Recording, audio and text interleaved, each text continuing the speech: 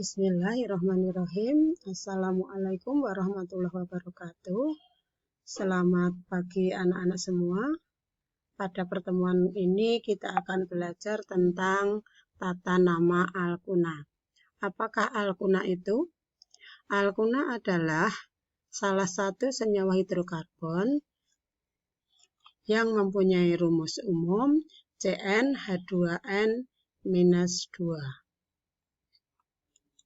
Sebelum kita belajar tentang tata nama alkuna, ada baiknya kita mengenal deret homolog alkuna. Apa deret homolog itu? Deret homolog adalah deret senyawa-senyawa yang mempunyai gugus molekul sama. Pada deret homolog alkuna, semua mengandung ikatan rangkap 3 dan namanya diakhiri dengan una. Yaitu etuna merupakan alkuna yang terkecil, rumusnya C2H2. Propuna C3H4. Butuna C4H6. Pentuna C5H8. Heksuna C6H10. Begitu sampai C10. Masih ingat kan cara menghafalnya? Probupen hek oknondet. Etuna, propuna, butuna, pentuna, heksuna, heptuna, oktuna, nonuna, dekuna. Alkuna ada yang mempunyai rantai lurus, tetapi ada yang rantainya bercabang. Alkuna rantai lurus, cara memberi namanya adalah dengan memberi nomor ikatan rangkap 3-nya sekecil mungkin. Nah, jadi contohnya butuna, ikatan rangkap 3 terjadi antara C2 dan C1. 2 dengan 1 lebih kecil mana? 1 bukan? Maka namanya 1 butuna. Kalau nanti misalnya ikatan rangkap 3 terjadi antara C2 dan C3, maka diambil yang terkecil, yaitu 2, maka namanya namanya 2 butuna. Paham? Yang kedua, alkuna rantai bercabang. Cabang alkuna bisa 1 buah, bisa lebih dari 1 buah.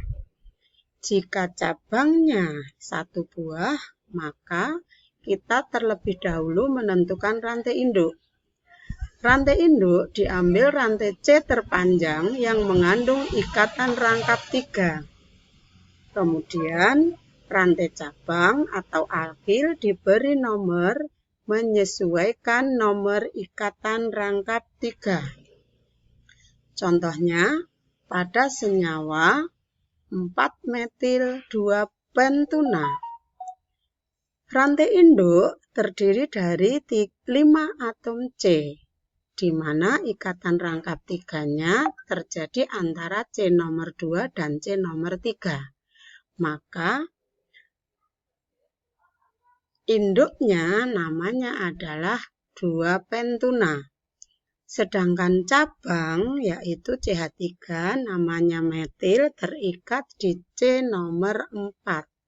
Maka senyawa ini namanya 4-metil-2-pentuna.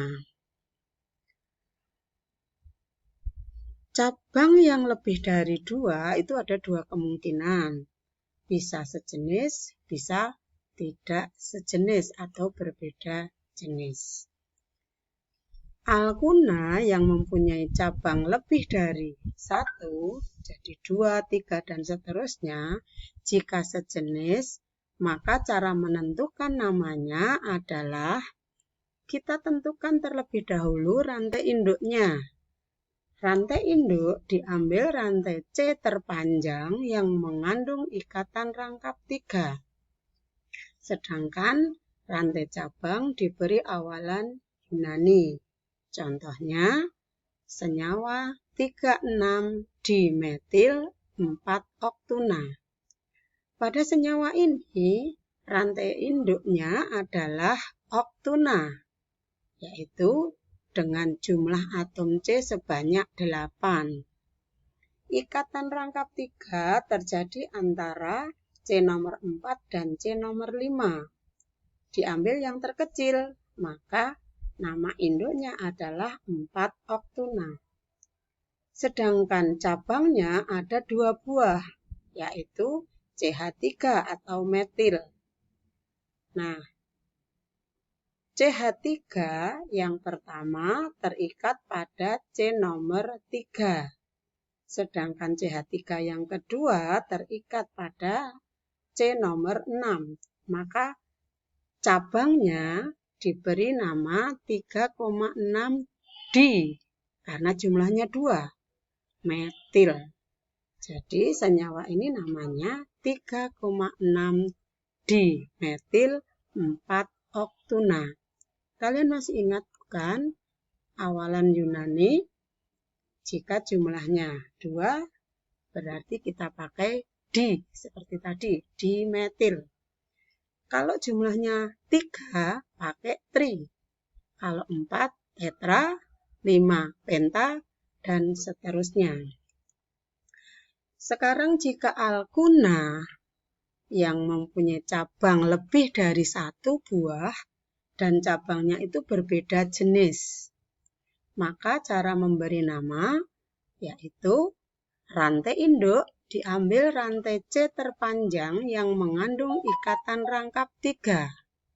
Sedangkan rantai cabang diurutkan sesuai urutan alfabetis atau huruf abjad. Contohnya adalah senyawa 3 etil, 6 metil, 4 oktuna. Pada senyawa ini, rantai induknya memiliki 8 atom C, di mana ikatan rangkap 3-nya terjadi pada C nomor 4 dan 5. Kita menghitungnya dari kanan ya. Karena 4 dan 5 diambil yang kecil, maka induknya adalah 4 oktuna. Sedangkan rantai cabangnya ada 2 buah. Yang pertama adalah CH3 atau metil. Yang kedua adalah C2H5 atau etil. Nah, kita menentukan nomornya dari kanan, bukan dari kiri. Karena kita memprioritaskan yang etil. Kenapa kok diprioritaskan dari metil? Sesuai urutan alfabetis. E lebih dahulu daripada M. Jadi, senyawa ini namanya 3 etil, 6 metil, 4 oktuna. Bukan 6 metil, 3 etil, 4 oktuna. Paham? Kalau begitu, kalian bisa berlatih untuk senyawa-senyawa alkuna yang lain. Saya akhiri. Wassalamualaikum warahmatullahi wabarakatuh.